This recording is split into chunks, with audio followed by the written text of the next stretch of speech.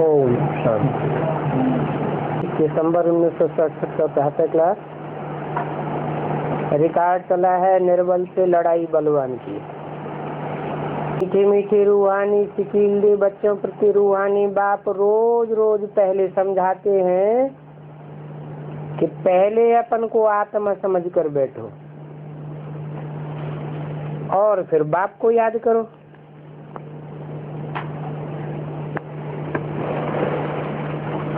सीधा सीधा बाप को याद करें तो क्या हर्ज है?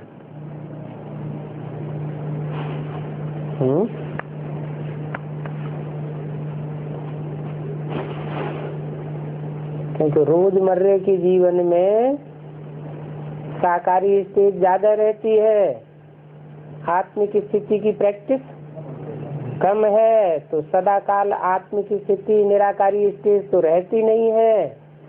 इसलिए कहते हैं कि पहले अपन को आत्मा समझो, फिर आत्मिक स्थिति में टिकने से परम पिता परमात्मा बाप की याद जल्दी आवेगी, नहीं तो मेहनत करनी पड़ेगी। इसलिए कहते हैं अटेंशन प्लीज। तो बाप कहते हैं एक तो अटेंशन दो। बाप कितना मीठा है, उनको तो कहा जाता है प्यार का सागर,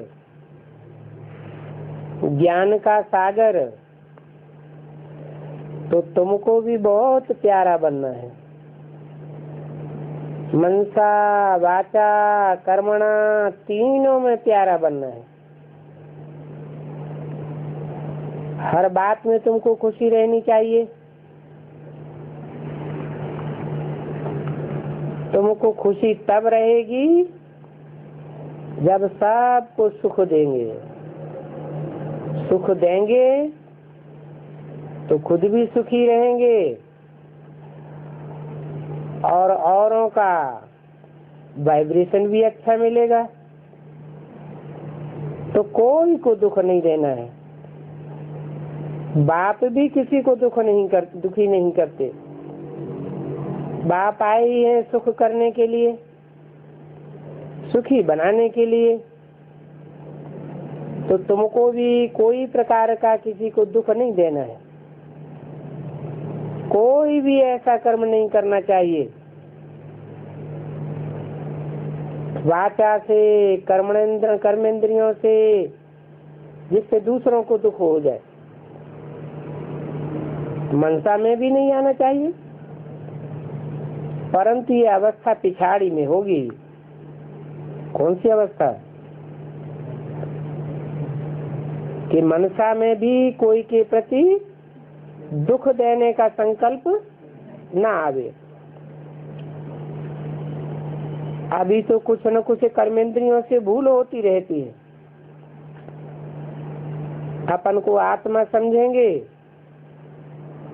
दूसरों को भी आत्मा आत्मा भाई समझेंगे,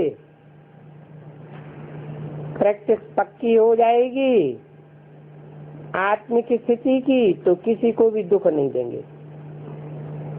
क्योंकि शरीर ही नहीं देखेंगे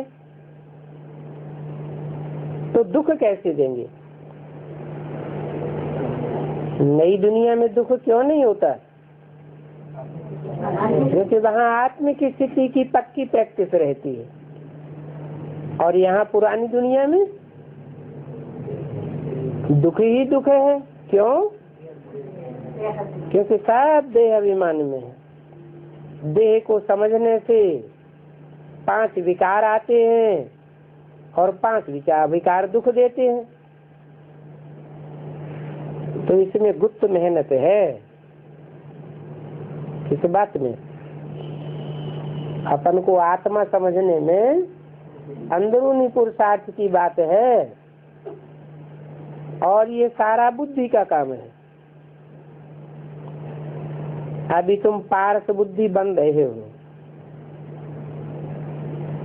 जब तुम पारस बुद्धि थे तो तुमने बहुत सुख देखा था। अभी बुद्धि कैसी हो गई? पत्थर बुद्धि हो गई है। ज्ञान बुद्धि में टिकता ही नहीं है। ज्ञान की पराकाष्ठा हो जाए, माना पारस बुद्धि हो जाए, तो जिनमें ज्ञान की पराकाष्ठा होती जाएगी, न वो कोई को दुख देंगे और न दुख लेंगे। ज्ञान की पराकाष्ठा से दुख के वाइब्रेशन को भी सुख में कन्वर्ट कर लेंगे। मान लो कोई ने दुख दिया, गाली दी, ग्लानि की, तो ज्ञान में कौन सी ऐसी बात तुरंत याद आनी चाहिए कि दुख फील न हो? नहीं, वो तो करने की बात है। ज्ञान का पॉइंट कौन सा समझ में आए? नहीं। हाँ, पूर्व जन्म में हमने इसको दुख दिया है तो हमको ये दुख दे रहा है। हम जब लक्ष्मी नारायण की स्टेज धारण कर लेंगे तो लक्ष्मी नारायण को कोई दुख देगा क्या? कोई दुख नहीं देगा। तो मूल बात है ज्ञान की पराकाष्ठा की। हम हल्कापन अनुभव करेंगे, हमारा हिसाब किताब पूरा हुआ, हम हल्के हो गए। इस हिसाब किताब का अभी तक हमारे ऊपर वजन था जो हमको कर्मातीत अवस्था नहीं बनने देगा। तो अभी तुम पार्श बुद्धि बन रहे हो। जब तुम पार्श बुद्धि थे तो सुखधाम के मालिक थे, अभी तो ये दुखधाम है। और ये तो बहुत सिंपल बात है, ये दुखधाम वो सुखधाम और सबसे ऊपर शांति धाम, स्वीट होम। फिर वहां से पार्ट बजाने आए। दुख का पार्ट बहुत समय बजाया है।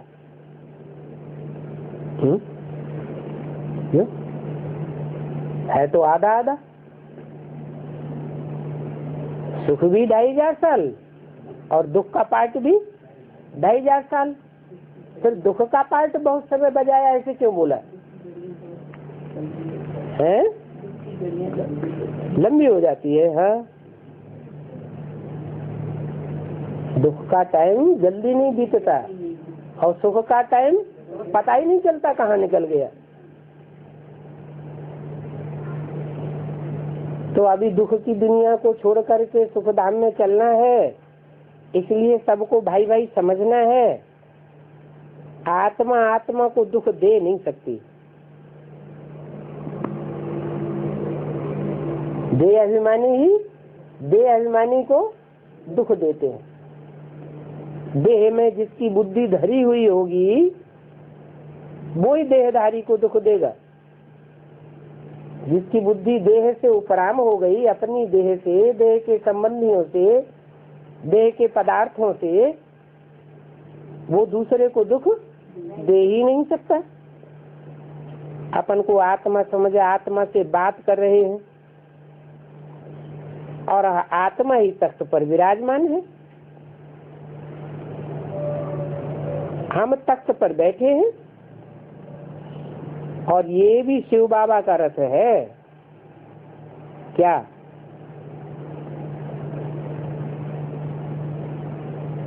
जिस तख्त पर शिव बाबा बैठे हैं वो भी शिव बाबा का तख्त है।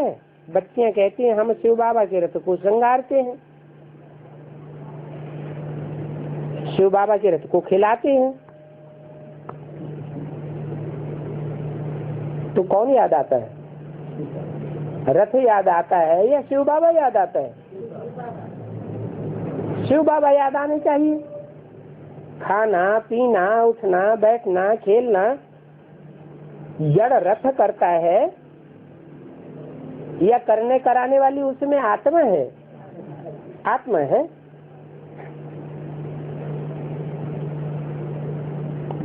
शिव बाबा के रथ को खिलाते हैं तो शिव बाबा याद रहते हैं। वो कल्याणकारी बाप है, वो ही याद रहना चाहिए। जो रथ का मालिक है वो कल्याणकारी थोड़े ही है। कौन है रथ का मालिक? रथ का सारथी है शिव बाबा। और रथी कौन है? जिसने रथ का जन्म लिया वो रथी है। शिव बाबा तो जन्म मरण के चक्र में आता ही नहीं। तो जो जन्म मरण के चक्र में नहीं आता है वो ही कल्याणकारी है और सदा काल का कल्याणकारी है। इसलिए सदा शिव, क्या थोड़े टाइम का शिव नहीं, शिव माने कल्याणकारी, सदैव का कल्याणकारी है। ऐसे नहीं आज कल्याण करता है, कल लड़ाई हो जाए तो अकल्याण करना शुरू कर देगा, या कल हम उसकी ग्लानि करने लग पड़े तो हमारी अकल्याण करना शुरू कर देगा। नहीं, वो सदैव कल्याणकारी है। तो रथ में कल्याणकारी बाप ही याद आना चाहिए ना, देहधारी याद क्यों आना चाहिए?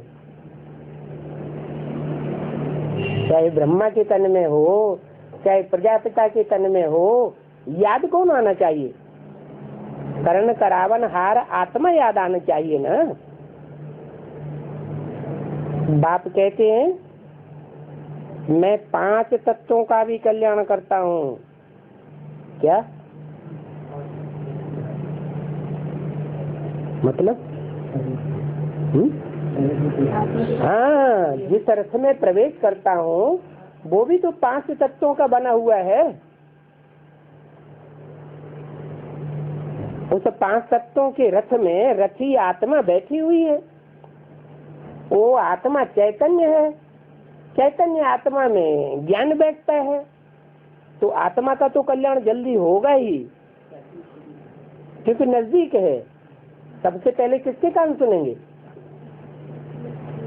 जिसमें प्रवेश करता हूँ पहले उसके कान सुनेंगे, पहले उसकी इंद्रियां संपन्न बनती हैं। लेकिन जो इंद्रियां हैं वो जड़ हैं या चैतन्य है?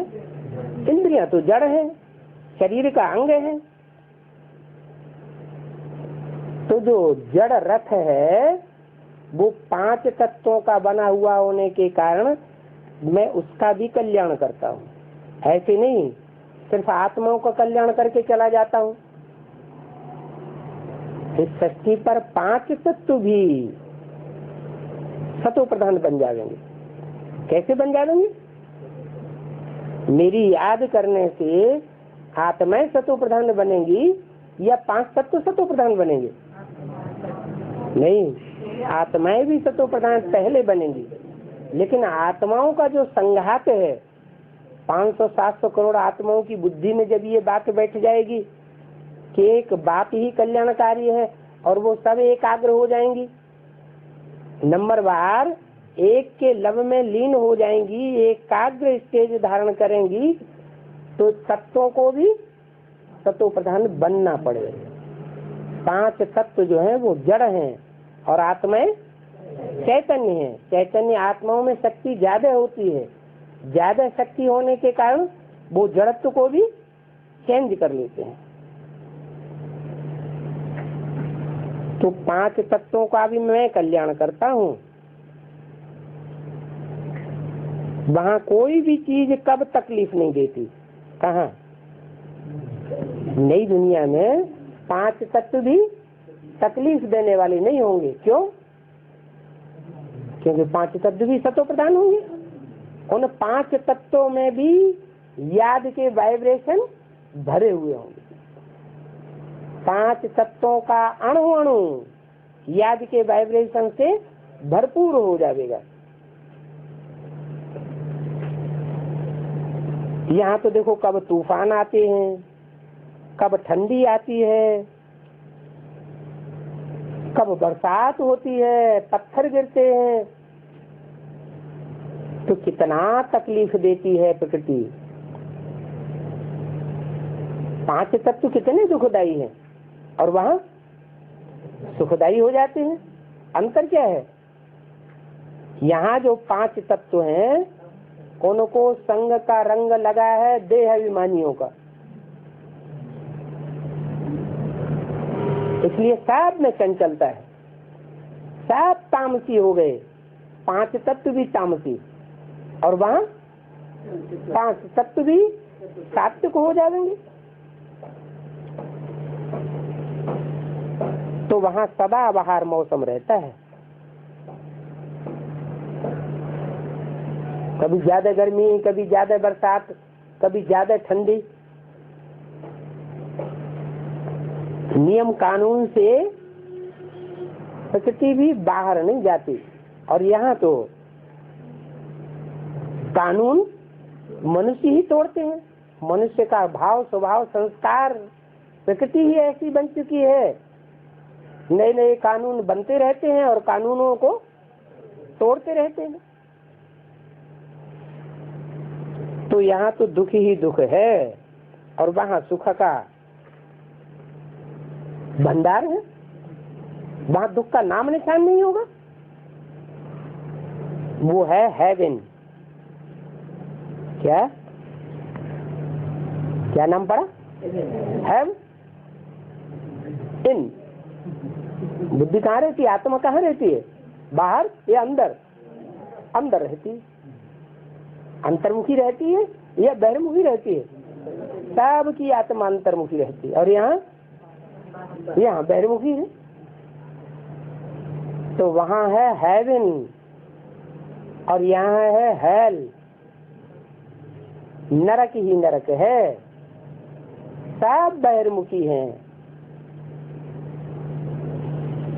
तो स्वर्ग या हेवन अच्छा या हेल या नरक अच्छा? नरक नाम ही पड़ता है। जो नर करता है अपनी मनमत पर, उससे बनता है नरक। और स्वर्ग जो स्वस्थिति में स्थित होते हैं, बाप आकर स्वस्थिति सिखाते हैं।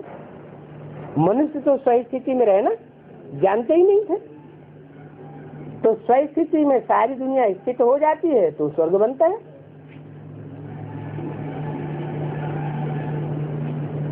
बाप आते हैं तुमको हेवन का मालिक बनाने। क्या ऐसे नहीं कि तुम सिर्फ हेवन में रहते हो। रहने वाले तो बहुत हैं, लेकिन तुमको हेवन का मालिक बनाते हैं। हेवन में तुम्हारी ऊंची कुर्सी है। बाप तो ऊंचे से ऊंचे है, उसे भगवान कहा जाता है।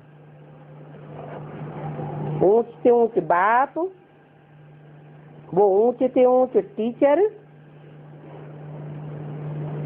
और सुप्रीम गुरु कहा जाता है, सतगुरु कहा जाता है। तो सदगुरु, सुप्रीम टीचर, सुप्रीम बाप का काम करते हैं, पार्ट बजाते हैं, तो तुमको भी ऊंचे ही बना देंगे ना। तुम ये लक्ष्मी नारायण थे, बाप तुमको स्मृति दिलाते हैं कि तुम स्वर्ग में, हेवन में ऊंचे से ऊंचे पद वाले थे। अभी ये तुम बात भूल गए हो क्या हम ऊंचे से ऊंचे पद वाले थे, वो भी स्वर्ग में, जो ऊंचे से ऊंचे दुनिया है। दुनिया है ना, स्वर्ग में भी नंबरवार दुनिया, नंबरवार जन्म, और नरक में भी नंबरवार दुनिया, नंबरवार जन्म। तो स्वर्ग में जो ऊंचे से ऊंची स्टेज वाली स्थिति थी, वातावरण था, उसमें तो ऊंची गद्दी वाले थे। अब ये तुम सारी बात भूल गए हो कि हम कौन थे और अब क्या बन गए। अब तुम नरक के मालिक बन गए हो। नरक माना नर क्या करता है? नरक बनाता है। नरक माना क्या है? जहाँ कीड़े को बुलाते हैं, एक दूसरे को काटते रहते हैं। कीड़े क्या करते हैं? नाली में एक दूसरे को काटते रहते हैं। तो नरक नर बनाता है, नर वैश्यालय बनाता है। वैश्यालय में सब एक दूसरे को दुख देते रहते हैं, काटते रहते हैं, विचार बढ़ाते रहते हैं। अभी तुम ये बातें भूल गए क्या कि हम नरक में हैं? पहले हम कभी स्वर्ग में थे, जहाँ विचार का नाम निशान नहीं था। भक्ति मार्ग में कितना घोर अंधियारे में मनुष्य हैं।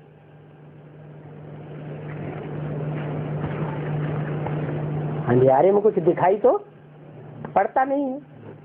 और ज्ञान मार्ग में तो त्रिनेत्री बाप आकर के तुम्हारा तीसरा नेत्र खोल देते हैं, तो घोर अंधियारे से घोर सोझरे में आ जाते हो। अंधियारे में मनुष्य कितनी ठोकरें खाते हैं और कितने दुखी होते हैं। अच्छा, अभी बाप आ गए, ज्ञान दे रहे हैं, ज्ञान की रोशनी हमें मिल रही है, तो क्या हम ठोकरें नहीं खाते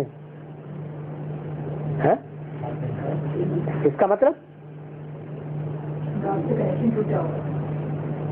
ठोकरें खाते हैं, इसका मतलब ये हुआ कि हम सदैव स्वस्थिति में स्थित होकर बाप को याद नहीं करते हैं, तो ठोकरें खाते हैं। माया को मौका मिलता है, माया देखती है देवान में है, और माया अंधेरे में ठोकर खिलाई देती है। ये बात है भी बाप ही बैठ समझाते हैं, और कोई इन बातों को समझा नहीं सके कि माया कौन है और बाप कौन है। बाप की भी पहचान बाप ही देते हैं, और बाप माया तुम्हारी दुश्मन है उसकी भी पहचान देता है। माया क्या कहती है, क्या करती है?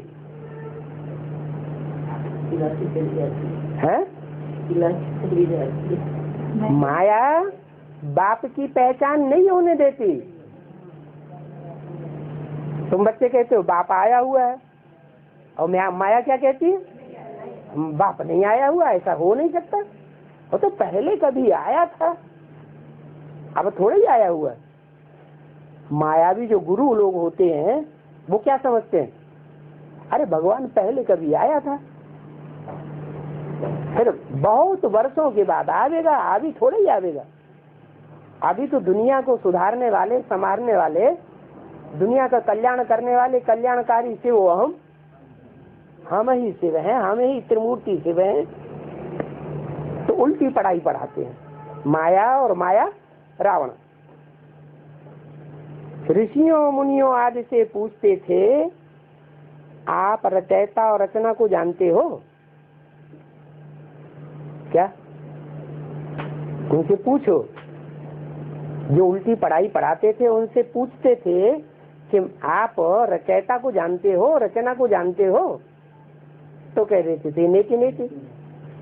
ना रचयिता को जाना जा सकता है पूरी तरीके से, न रचना को जाना सकता, दोनों के बारे में कह देते थे नेति नेति। इसके आदि मध्य अंत कोई नहीं है।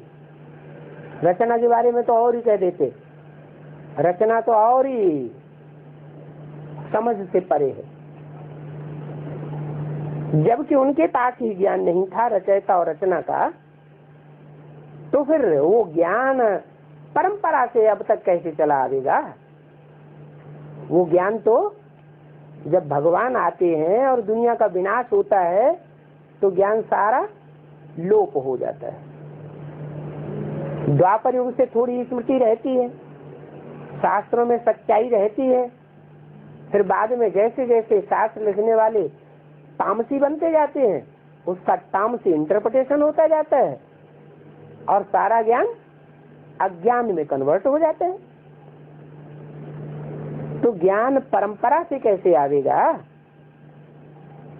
बाप कहते हैं अब रचयिता और रचना का असली ज्ञान मैं तुमको देता हूं। क्या रचयिता कौन है? रचयिता साकार होगा या निराकार होगा? रचयिता भी साकार होगा और रचना भी साकार होगी। मैं क्या हूँ? मैं असली रूप में क्या हूँ? मैं निराकार हूँ। मेरी बिंदी का ही नाम शिव है। परंतु जब रचयिता रचना की बात आती है तब मुझे साकार में आना पड़ता है। तो जिसमें पहले पहले आता हूँ वो है साकार रचयिता, और उसके द्वारा जिसकी रचना होती है वो है रचना। रचना भी दो प्रकार की, एक पहली रचना और दूसरी उस पहली रचना से जो पहले पहले रचना होती है वो है फर्स्ट क्लास रचना। तो कौन हुआ रचयिता और कौन हुआ रचना?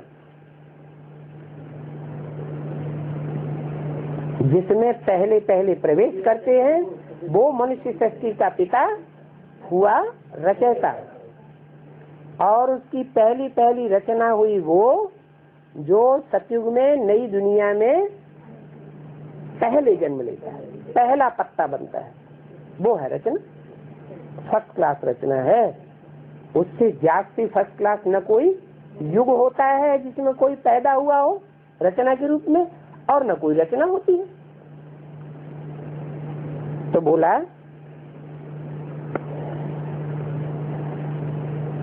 ये ज्ञान रचयिता रचना का अब मैं तुमको देता हूँ, सदगति हो गई फिर तो ज्ञान की दरकार ही नहीं। क्या ज्ञान की दरकार कब तक है? जब तक दुर्गति है, मन बुद्धि की दुर्गति, कर्मेंद्रियों की दुर्गति, फिर पांच तत्वों की दुर्गति। दुर्गति माना दुष्ट गति। दुष्ट सुख देता है या सुख देता है? दुष्ट दुख देता है क्योंकि झूठा होता है, और सत्य सुख देता है। यहाँ तुम सबकी है दुर्गति, परंतु ये किसी को पता ही नहीं है। क्या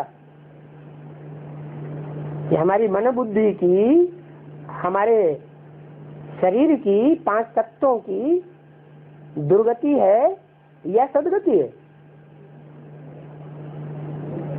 लोग बड़े बड़े महल माड़ियां अटारियां बनाते चले जा रहे हैं तो समझते हैं पांच तत्व सतो प्रधान है। अपनी आत्मा को समझते हैं कि हम तो सुख के लिए देखो कैसी दुनिया बना रहे हैं। लोग क्या समझते हैं और असलियत क्या है? दुर्गति का किसी को पता नहीं है कि हम दुर्गति में। बाप के लिए ही गाया जाता है, दुर्गति से लिबरेट करता है, गाइड करता है, सदगति में ले जाता है, दुर्गति से सदगति में ले जाता है। विषय वैतरणी नदी से कहाँ ले जाता है? क्षीर सागर में ले जाता है। क्षीर में अंतर क्या है? क्षीर में और विषय सागर में अंतर क्या है? खीर में चावल, दूध और चीनी तीनों एक हो जाते हैं, और उसमें नमक डाल दो, सागर दो, खारा ही खारा।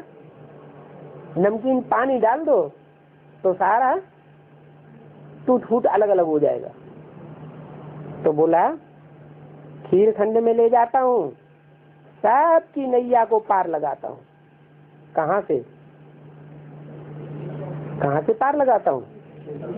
खीर सागर में ले जाने के लिए विषय सागर से पार ले जाता हूँ। सबकी आत्मा और नैया, नैया क्या है? ये शरीर रूपी नैया, और उसमें बिठैया आत्मा सबकी विषय सागर में पड़ी हुई है। मन बुद्धि में बेचैले संकल्प चलते रहते हैं। इंद्रियां विषय भोग चाहती हैं। वाचा में जैसे ज्ञान सुनने और सुनाने की रवि ही खत्म हो गई। नहीं तो क्या होना चाहिए? सुबह से शाम तक ज्ञान सुनना और सुनाने की अभ्यास पक्का बना रहे, दूसरी कोई बात ही नहीं। लेकिन न आत्मा में वो रग रहती है और न शरीर की कर्मेंद्रिय में वो रग दिखाई पड़ती है।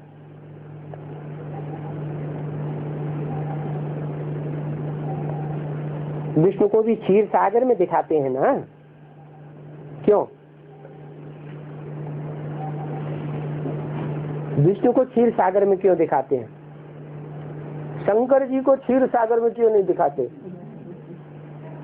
ब्रह्मा को क्षीर खंड में, क्षीर सागर में क्यों नहीं दिखाते हैं? विष्णु माना नो विषय का।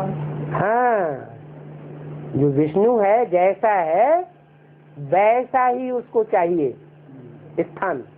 आत्मा सतो प्रधान है तो उसको सतो प्रधान स्थान, सतो प्रधान वाइब्रेशन, सतो प्रधान दुनिया चाहिए। तमो प्रधान विषयली आत्मा है तो उसको विषय विकारों की दुनिया चाहिए, वही उसको आनंद आएगा। नाली का कीड़ा होगा और उसको साफ सुथरे स्थान में धूप में रख दो तो उसे मजा नहीं आएगा, तो बिलबिला के मर जाएगा। तो जो विषयी आत्मा है उसको विषय भोग चाहिए, और जो निर्विष आत्मा है उसको नो विषय काल विष्णु की दुनिया चाहिए। इसका मतलब क्या हुआ कि शंकर को क्षीर सागर में क्यों नहीं दिखाते हैं? शंकर जिसका नाम दिया गया है, जो पार्टधारी है, वो दुनिया का सबसे तमो प्रधान पार्टधारी है या सबसे सतो प्रधान पार्टधारी है? उसमें दो आत्माएं विशेष हैं तो तीन, जो तीसरी है वो तो पढ़ने वाली है, लेकिन दो आत्माएं विशेष हैं। एक उसमें है भोक्ता और एक है अभोक्ता। जो अभोक्ता है वो एवर प्योर है, क्या? वो कभी विषय भोगता ही नहीं, सदैव ही निर्विष है। और दूसरी आत्मा वो दुनिया की सबसे जास्ती विषय भोगने वाली आत्मा है। सबसे ज्यादा विषय भोग रानियों ने भोगे या राजाओं ने? राजाओं ने सबसे ज्यादा विषय भोगे। रानियां तो जहाँ देखती थी कि अब मुसलमान आकर के हमको दूषित करने वाले हैं तो फटाक से जौहर कर देती थी, उन्हें विचार पसंद ही नहीं था। और राजाओं को, भारत के राजा तो दुनिया में बड़े प्रसिद्ध हो गए। दुनिया के सब धर्मों में नियम बनाया गया कि 3 या 4 शादियां कर सकते हैं। भारतवासियों ने क्या किया? भारतवासियों ने तो जाने कोई उनका कोई हिसाब ही नहीं। तो सबसे ज्यादा पतित कौन सा देश बनता है? भारत देश। और उसमें भी जो राजाएं हैं, ऐसे तो यथा राजा तथा प्रजा। जब राजाएं यहाँ के पतित बने, विषयी विकारी बने, तो प्रजा भी ऐसी बन जाती है। क्यों? क्योंकि वो तो नियम है, यथा राजा तथा प्रजा। राजा में ताकत है, आधा में जाम, आधा में रैयत। आधी संपत्ति राजा भोगता है, धन संपत्ति वैभव, और आधे में प्रजा भोगती है। तो प्रजा के पास इतना वैभव तो है नहीं, जो खुलेआम इतनी शादियां करे और विषय भोगे तो क्या करेगा?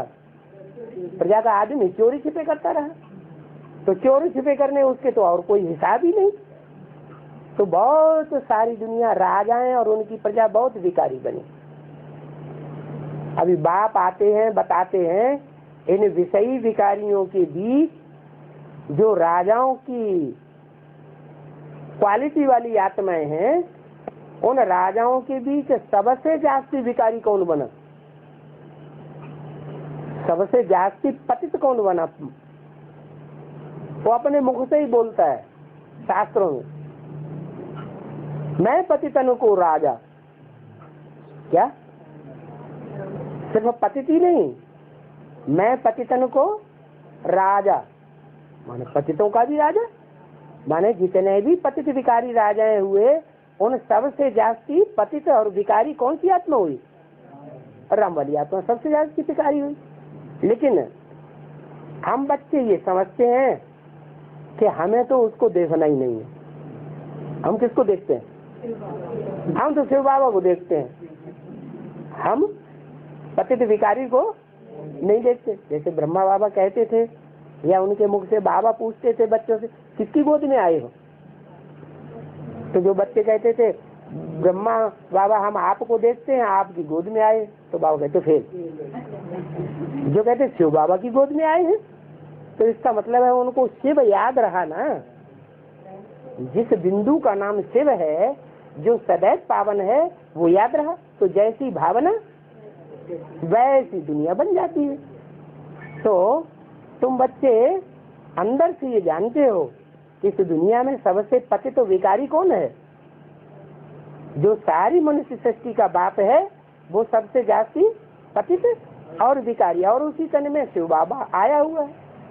जिसको हम शिव बाबा कहते हैं, वो उसी तन में आया हुआ है। तो एक वृक्ष और उसमें दो तरह के पक्षी वेदों में बता दिए। क्या ये दुनिया एक सत्य रूपी वृक्ष है, और उसमें दो पक्षी मुख्य बैठे हुए हैं, एक है भोगी और एक है अभोक्ता। अब ये अपने ऊपर है कि हम किसको देखें। क्या अभी क्या हो रहा है ब्राह्मणों की दुनिया में? ब्राह्मणों की दुनिया में कोई की नजर लगी हुई है शंकर के ऊपर। कौन से शरीरधारी के ऊपर लगी है? भोगी के ऊपर लगी है या अभोक्ता के ऊपर लगी है? जिनकी नजर भोगी के ऊपर लगी हुई है, वो गुण देखेंगे या अवगुण देखेंगे? उनको तो अवगुण ही दिखाई पड़ेगा। और जिन बच्चों ने बाप को पहचान लिया, बाप की पहचान जिनकी बुद्धि में बैठ गई, वो किसको देखेंगे? उस शिव बाप को देखेंगे। जो एवर प्योर है उसको देखेंगे। तो कौन की आंखें जय पहले पवित्र बनेंगी और कौन की आंखें अपवित्र बनती जाएंगी? जो शिव बाबा को देखेंगे, उनकी आंखें, उनकी दृष्टि पवित्र बनती जाएगी और औरों की दृष्टि अपवित्र बनती जाएगी। तो क्षीर सागर में विष्णु को दिखाते हैं, परंतु है ये सब भक्ति मार्ग। क्यों? तो क्षीर सागर दिखाते हैं और उसमें विष्णु को दिखाते हैं, ये भक्ति मार्ग क्यों? बात तो सही है। विष्णु कहाँ होगा? विष्णु तो क्षीर सागर में होता है, फिर भक्ति मार्ग क्यों बता दिया? वो क्षीर सागर कैसा समझते हैं? ये नहीं समझते कि क्षीर सागर ऐसी भी दुनिया कोई होती है जहाँ सब आपस में मिलजुल करके कैसे होकर रहते हैं। क्षीर खंड होकर के रहना माना यूनिटी में रहना। प्योरिटी है आत्माओं में तो ऐसी यूनिटी बनती है, प्योरिटी नहीं है तो आपस में एक दूसरे से खार खाते रहते हैं। खार तो खारा ही होगा। बड़ा बड़ा तालाब बनाते हैं क्षीर सागर के लिए, उसे विष्णु को दिखाते हैं, विष्णु का बड़ा चित्र दिखाते हैं। क्या बड़ा चित्र क्यों दिखाया? कोई बड़ा काम करते हैं तो बड़ा चित्र बनाते हैं। जैसे पांडवों के बड़े बड़े छत इतने उनके चित्र बनाते हैं, तो जरूर पांडवों ने बड़ा काम किया होगा, उनकी बुद्धि बड़ी रही होगी। उन पांडवों में भी भीम को बहुत बड़ा लंबा चौड़ा दिखाते हैं। इसका मतलब भीम जो है ज्यादा ताकतवर रहा होगा, उसने ज्यादा काम करके दिखाया होगा। क्या काम करके दिखाया? अकेले भीम ने 100 कीचकों को मारा और 100 कौरवों को मारा था, तो बड़ा काम किया ना, इसलिए भीम को बड़ा दिखाया है। ये बुद्धि की विशालता दिखाते हैं। जैसे महात्मा बुद्ध का चित्र बहुत बड़ा बनाते हैं, तो जरूर उनमें बुद्धिमत्ता इतनी रही होगी जितनी और धर्म पिताओं में बुद्धिमत्ता नहीं रही। क्या बुद्धिमत्ता रही? कि उन्होंने ऐसे धर्म की धारणाएं सिखाई जिसमें आत्मा का भी नाम निशान नहीं, परमात्मा का भी नाम निशान नहीं। और फिर भी नियम पक्का बना दिया, अहिंसा परमो धर्म। तो बुद्धिमान थे ना। तो बोला ये सब भक्ति मार्ग है।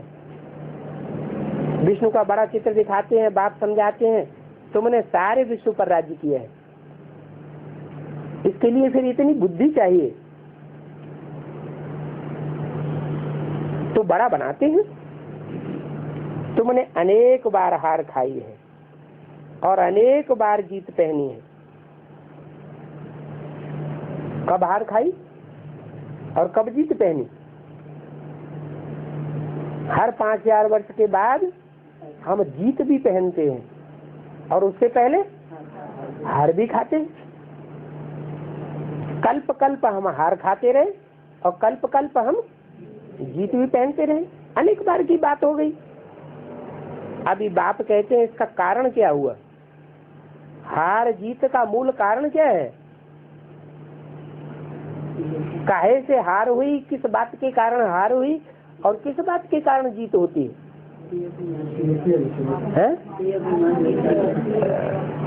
इच्छा मात्रम अविद्या, इससे होती है जीत। और जहाँ कामना रहती है, काम विकार रहता है, वहाँ होती है हार। इस पर जीत पाने से तुम जगत जीत बनेंगे। तो मूल बात काम विकार के ऊपर आती है। अगर काम विकार को जीत लिया तो जीत ही जीत है, फिर हार होने की बात नहीं। इसलिए कहते हैं काम जीते जगत जीते। और काम की जो इंद्रिय है, उस इंद्रिय के लिए भी कहते हैं काम इंद्रिय, इंद्रिय जीते जगत जीते। तो खुशी से ऐसा जगत जीत बनना चाहिए ना। कैसा? जो जगत को जीत पाने वाला हो, बल गृहस्थ व्यवहार में हो। क्या ऐसे ही नहीं सन्यासी बनकर के जीत लिया, भले गृहस्थ व्यवहार में रहने वाला हो परंतु इंद्रियों पर जीत पाने वाला हो, कमल फूल के समान जीवन हो। क्या विशेषता है कमल फूल में और गुलाब में? कमल का फूल कीचड़ में भी रहता है, कितना गाढ़ा कीचड़ होता है, कितना गंदा होता है, और कीचड़ में से निकालो तो कोई निशान भी नहीं रहता। और गुलाब के फूल को डाल दो कीचड़ में तो खत्म ही हो जाएगा। अभी तो तुम कांटे से फूल बन रहे हो। क्या? अभी तुम कमल फूल सामान बने नहीं हो, अभी हो तुम कांटे, दुख देने वाले, उससे बदल करके फूल बन रहे हो। समझ में आता है क्या? ये सब जो कांटों का, फूल का और भांति भांति के फूलों का मिसाल दिया जाता है, वो सब मिसाल किसके लिए है? हम बच्चों के लिए ये मिसाल है। कांटे एक दो को कितना तंग करते हैं, एक दो को मार भी देते हैं।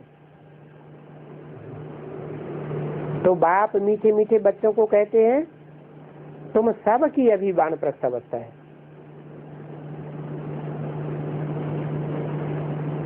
तुम्हारा कोई बचपन नहीं है क्या? अब सबकी अंतिम जन्म है।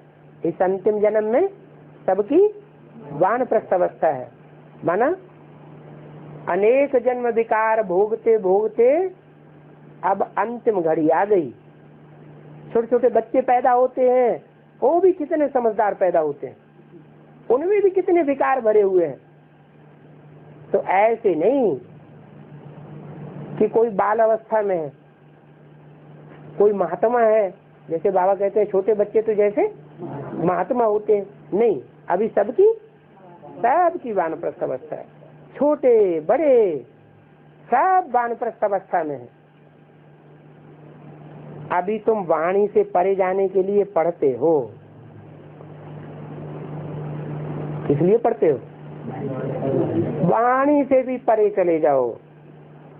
बाप कहते हैं सभी की वानप्रस्थ अवस्था है, तो वानप्रस्थ का सही अर्थ समझना चाहिए ना, वाणी से परे हो जाना चाहिए।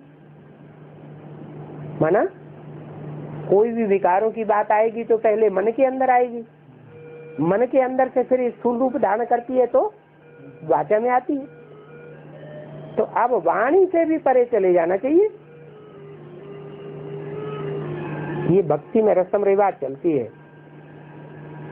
यहाँ तुम वानप्रस्थी बनते हो तो भक्ति मार्ग में भी वाणी से परे चले जाते हैं। माना बात करना छोड़ देते हैं, घर परिवार वालों से ही बात करना बंद कर देते हैं। हमारा अब कुछ लेन देन बातचीत का भी, वाचा का भी कोई कनेक्शन नहीं रहा।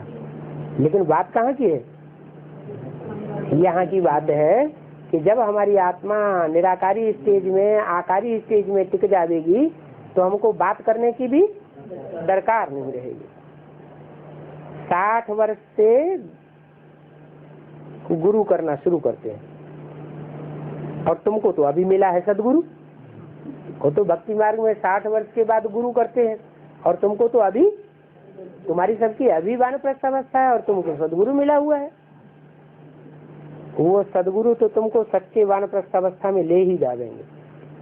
वो वानप्रस्थ अवस्था तो झूठी है, जहाँ वाणी से परे कर देते हैं स्थूल रूप में, और तुमको तो सच्ची सच्ची वानप्रस्थ अवस्था में ले जाते हैं, जहाँ तुमको अंदर से ही इच्छा नहीं होगी क्या कि हम वाचा में आवे। ये यूनिवर्सिटी है, भगवान वाच है ना। मैं तुमको राजयोग सिखलाता हूँ। ये मैं भगवान क्यों करते हैं? है? भगवान है तो हमको तो ये कहता है मैं पना भूल जाओ। है? बार बार बोलते हो मैं।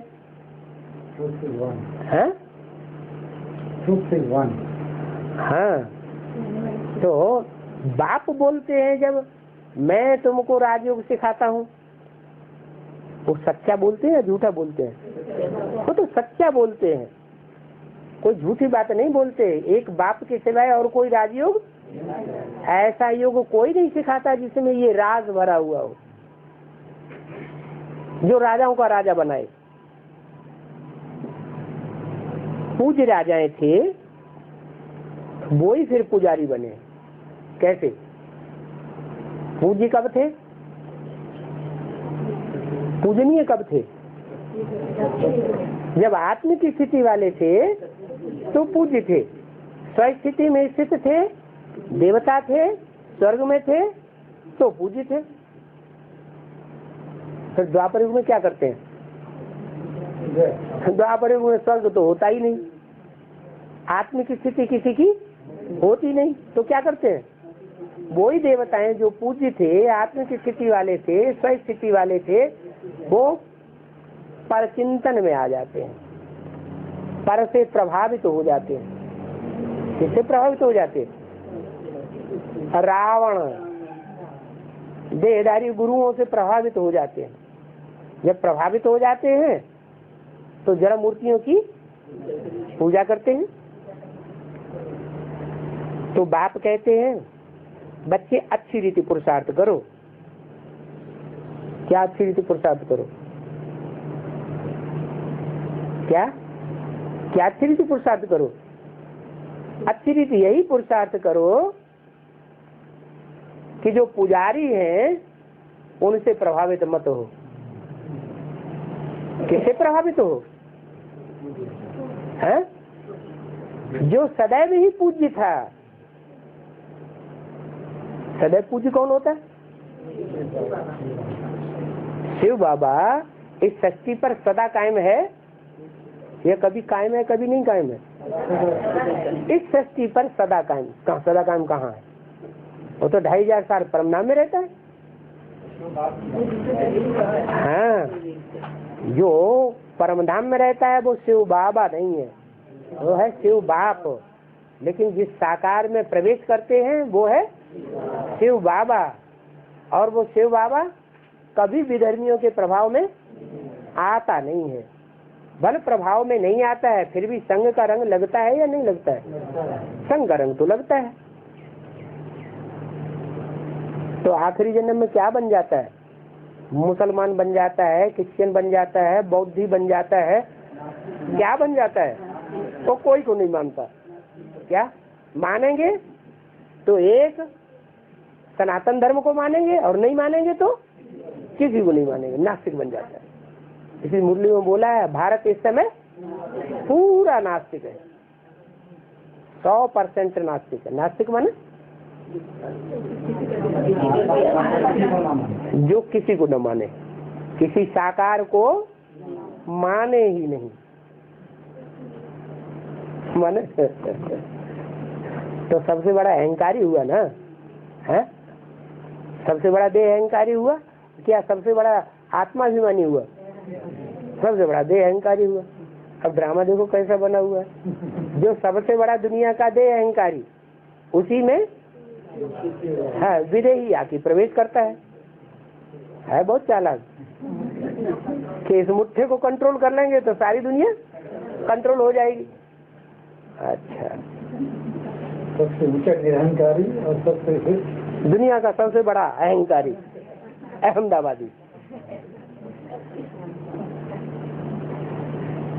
बाप कहते हैं अच्छी रीति पुरुषार्थ करो, दैवी गुण धारण करो। क्या अच्छी रीति पुरुषार्थ करने का क्या मतलब हुआ? कि जो देवताएं थे स्वर्ग में, स्वस्थिति वाले थे, उनका जो मूल गुण है उसको धारण करो। बल खाओ पियो, है? खाने पीने के लिए मना नहीं है कि तुम व्रत उपवास करना शुरू कर दो, जैसे भक्ति मार्ग में करते आए। बल खाओ पियो, श्रीनाथ दरबार में जाओ। क्या तुम्हें श्रीनाथ दरबार अच्छा लगता है या जगन्नाथ दरबार अच्छा लगता है? हाँ, जगन्नाथ दरबार अच्छा लगता है। श्रीनाथ दरबार में तो मालपुआ मिलते हैं, नहीं वहाँ मिलते तो हैं लेकिन पैसे वालों को मिलते हैं। वहाँ भोग दिया जाता है पैसे वालों को, मुफ्त में कुछ भी नहीं मिलता। श्रीनाथ द्वारे में जाओ, देखो वहाँ घी के माल मिलते हैं और ढेर के ढेर भी मिलते हैं। घी के कुएं बने हुए हैं। क्या वहाँ घी का कुआं बना हुआ है?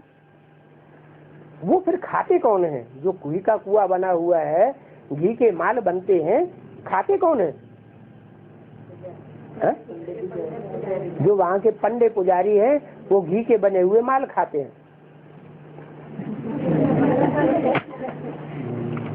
पब्लिक को क्या देते हैं? पब्लिक को कहेंगे पैसा लाओ, तो जितना दोगे उतना तुमको बढ़िया और ज्यादा माल मिल जाएगा। 30/12/67 की वाणी का दूसरा पेज। श्रीनाथ और जगन्नाथ हैं दोनों काले। ऐसे नहीं कि श्रीनाथ जो है वहाँ 36 प्रकार के भोग मिलते हैं, घी का बना हुआ माल मिलता है, तो कोई गोरे होंगे? नहीं, वो भी काले। और जगन्नाथ भी काले। जगन्नाथ के मंदिर में जाएंगे तो बाबा ने बताया कि वहाँ बहुत गंदे चित्र देवताओं के हैं। मंदिर के बाहर है या मंदिर के अंदर है? बाहर बहुत गंदे गंदे चित्र हैं। कहाँ की यादगार है? कैसे? यहाँ आगे चुप। हाँ, माना जब तक विष्णु के मंदिर में न पहुँचे तब तक कैसे हैं? तब तक गंदे हैं, गंदे चित्र दिखाए गए। श्रीनाथ के दरबारे में न अंदर न बाहर गंदे चित्र नहीं दिखाए गए। माने श्रीनाथ, माने कृष्ण की आत्मा ने जो पार्ट बजाया जीवन रहते रहते, उसमें गंदा काम कर्मेंद्रियों से नहीं किया, और उन्होंने कर्मेंद्रियों से गलत काम किया, गंदा काम किया। अच्छा, गंदा काम किया तो कमल फूल समान जीवन किसका गाया जाता है? श्रीनाथ का है या जगन्नाथ का है? जगन्नाथ का कमल फूल समान जीवन है। और बाबा शिक्षा किस कौन सा फूल बनने की देते हैं? कमल फूल समान बनेंगे तो किंग फ्लावर बनेंगे। अगर कमल फूल समान जीवन नहीं धारण करेंगे, सन्यासी बन के रहेंगे और फिर गुलाब की तरह रहेंगे तो कमल फूल समान जीवन न होने के कारण फिर राजा या राजाओं के राजा नहीं बने। बाप की शर्त है, रहो घर गृहस्थ में। कहाँ रहना है? घर गृहस्थ के कीचड़ में रहना है। और गृहस्थ के कीचड़ में रहते हुए भी बुद्धि से उपराम रहना। तो दोनों को काला दिखाया है संगम युग में। माने दोनों जगन्नाथ या श्रीनाथ जो भी पार्ट बजाने वाली आत्माएं हैं, वो दोनों साथ साथ सतो प्रधान बनती है या आगे पीछे सतो प्रधान बनती है? चाहे ब्रह्मा से विष्णु बनने वाला हो, चाहे प्रजापिता से विष्णु बनने वाला हो, दोनों साथ साथ काले से गोरे बनेंगे या दोनों में से कोई पहले काले से गोरा बन जाता है? हाँ, उनमें ज्ञान की कमी है। ज्ञान की कमी होने के कारण वो समझते ही नहीं कि पवित्रता असली क्या होती है, इसलिए वो काले हैं। क्या? और वो उनमें गोरे वो भी नहीं है, दोनों ही काले हैं। वो तो अज्ञानता के कारण जैनियों ने दो तरह के मंदिर बना दिए हैं। क्या? एक सफेद मूर्तियों वाला मंदिर और एक काली मूर्तियों वाला मंदिर। और जैनी लोग इस बात को समझते ही नहीं है। और काली मूर्तियों वाला मंदिर भी ऊपर बनाया हुआ है। ये क्या चक्कर? कि वो ऊंची स्टेज वाले हैं, उन्होंने गहराई की बात को समझा हुआ है, ऊंची स्टेज वालों ने। और जो नीचे रखे हुए हैं सफेद मूर्तियां, उन्होंने उतनी ऊंची पढ़ाई, उतनी ऊंची चाढ़ी नहीं चढ़ी है ज्ञान की, इसलिए है तो नीचे, लेकिन उन्होंने जो सीढ़ी न चढ़ी है उसके कारण बुद्धि जितना समझा है उतना पवित्र बनेगा। बेसिक नॉलेज में जितनी ज्ञान होगा उतना ही पवित्र बनेंगे या बिना ज्ञान के पवित्र बन जाएंगे? बेसिक नॉलेज है तो बेसिकली पवित्र बनेंगे। एडवांस ज्ञान है तो एडवांस के पवित्र बनेंगे। एक है सन्यासियों की पवित्रता और एक है देवताओं की पवित्रता। कौन ज्यादा ऊंचे हुए? देवताएं ज्यादा ऊंचे हुए। देवताओं में भी एक है राजा बनने वाले और एक है रानी बनने वाले। कौन अधिकारी है, कौन आधीन है? राजाएं अधिकारी है, रानियां आधीन है। क्यों? वो आधीन क्यों बनी? उनमें तो ज्यादा पवित्रता रही जन्म जन्मांतर। उनके आए बगैर तो ये पवित्र बन भी नहीं सकते। हाँ, उनको बाप की पहचान नहीं होती। तो सबसे बड़ी उपलब्धि क्या हुई? बाप की पहचान। अम्मा को तो पहचान लिया, रानियों ने किसको पहचान लिया? बच्चियां जो घर में पैदा होती है वो किसकी तरफ जाती है? वो अम्मा की तरफ जाती है। और बच्चा बाप की तरफ जाता है। ये दो हैं, एक विजयमाला, एक रुद्रमाला। रुद्रमाला है बच्चे और विजयमाला है बच्चियां। बच्चियां बनती हैं रानी और रुद्रमाला के बच्चे बनते हैं राजा। सारा फाउंडेशन यहाँ से पड़ा हुआ है। तो जगन्नाथ के मंदिर में बहुत गंदे चित्र लगे हुए हैं तो दोनों काले। श्रीनाथ को भी काला दिखाते हैं और जगन्नाथ को भी काला दिखाते हैं, लेकिन बहुत गंदा किसको दिखाते हैं? जगन्नाथ के मंदिर को जो यादगार मंदिर बनाया हुआ है उसमें बाहर जो मूर्तियां रखी हुई हैं वो बहुत गंदी दिखाते हैं। दिखाने वाले कौन है? ज्ञानी आत्माएं हैं या अज्ञानी आत्माएं? तो भगत ही तो हैं। उन भक्तों ने ज्ञान की गहराई को नहीं समझा है, तो न समझने के कारण उनको गंदा दिखा दिया है। और श्रीनाथ के मंदिर में जो मूर्तियां रखी हैं उनको सुंदर दिखा दिया है। अभी वह चित्र हैं या गवर्नमेंट ने बंद कर दिए हैं, ये कोई जा करके देखे। बाबा को संशय आता है। जाए करके देखे। कलकत्ते के नजदीक है कटक, क्या है, उसी तरफ जगन्नाथ भी है, उसी तरफ कटक भी है।